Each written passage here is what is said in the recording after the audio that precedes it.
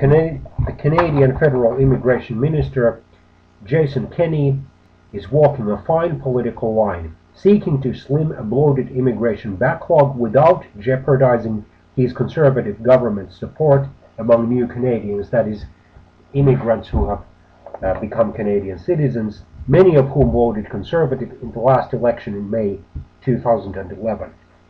That careful balancing act was on display Friday, on November the 4th, 2011, when the Citizenship and Immigration Minister placed a 2-year moratorium on applications from parents and grandparents seeking to reunite with family members in Canada. The freeze is intended to thin a family reunification backlog that could soon produce wait times of up to 10 years. But to counter concerns that Mr. Kenney is trying to curtail family reunification, the Conservative government introduced a new and generous visa for parents and grandparents who want to stay with their family in Canada. We understand how important it is for Canadians, including new Canadians, to live with their loved ones, Minister Kenney declared at a news conference on Friday. But we need to change the math. About 6% of all immigrants to Canada are parents and grandparents of existing immigrants.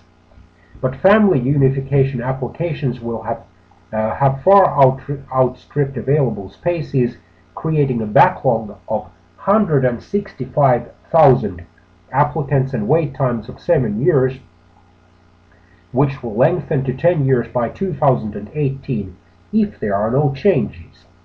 That is why it is absolutely essential that we bring in a temporary pause on applications, Mr. Kenney said. The moratorium is expected to reduce the backlog to about 50,000, while the government seeks to craft a new application process that matches the number of people who are allowed to apply to spaces available.